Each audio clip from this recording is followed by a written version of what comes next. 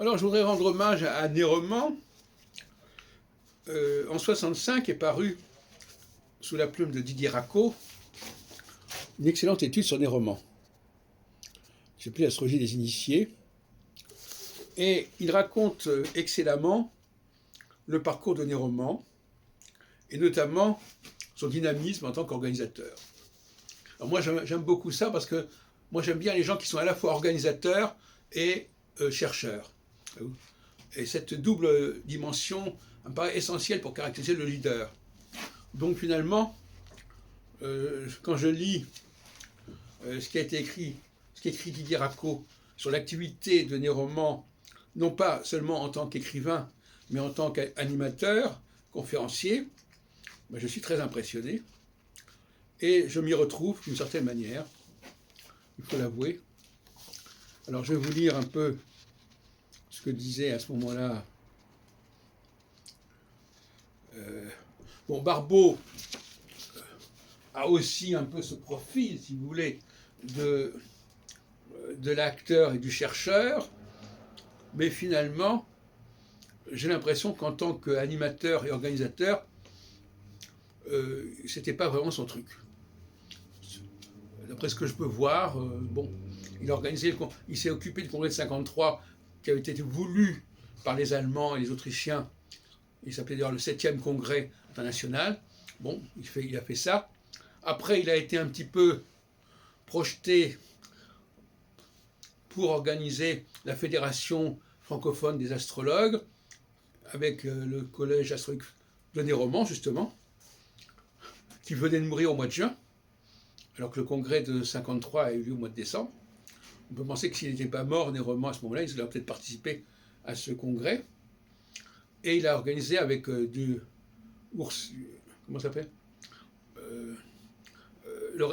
un successeur de Néroman, il a organisé le congrès de Strasbourg avec Saussement et Durcel. Donc je reviens sur Néroman, qui m'avait toujours beaucoup impressionné, notamment son bouquin Grandeur et pitié de l'astrologie, qui est assez remarquable dans son genre.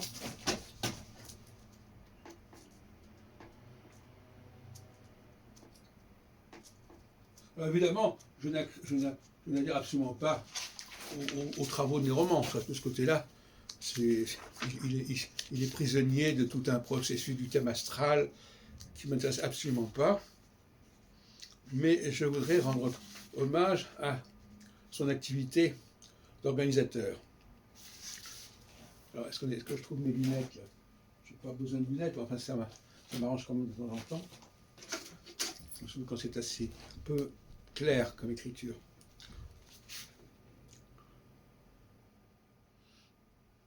Donc il nous parle en page 14, il parle toujours de l'astrologie initiée de Didier Racot, qui va certainement être numérisé prochainement.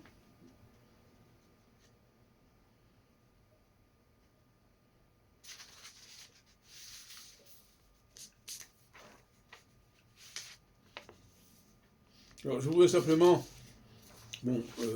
parler des activités provinciales de Néroman. Voilà.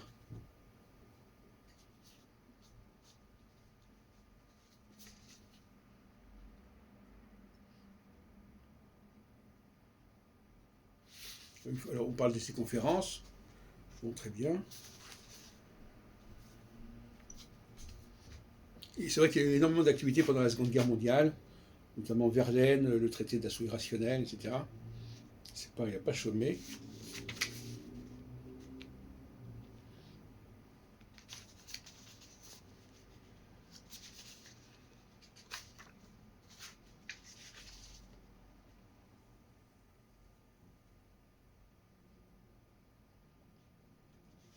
Il s'intéressait beaucoup à Nostradamus aussi, d'ailleurs, curieusement.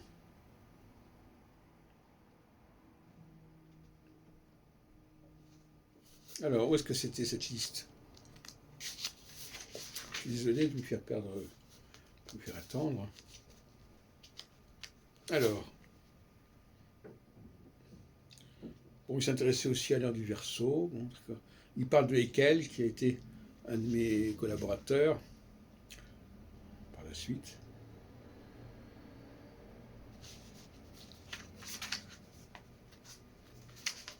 Et donc, bon, moi j'ai connu des collaborateurs de René Roman dans le Midi de la France. Il y avait Marguerite Ray, il y avait Pernod. J'ai croisé quelques. Il avait créé des antennes dans le Midi de la France.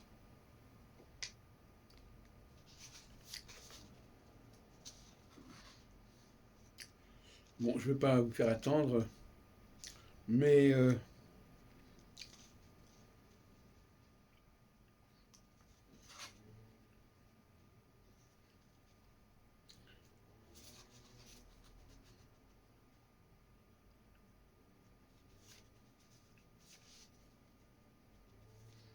je suis impressionné par l'ouvrage de Didier Racot, que j'ai bien connu d'ailleurs, puisque j'organisais avec lui le, le GRALA, le groupement régional des astrologues du littoral atlantique. J'ai fait venir des gens de Nantes, etc. On fait partie de mon intense activité de fédérateur, dont je suis assez fier finalement. Et donc voilà, donc l'astrologie des grands initiés, Didier Racot, que vous pourrez trouver rapidement bientôt sur la bibliothèque astrologique numérisée.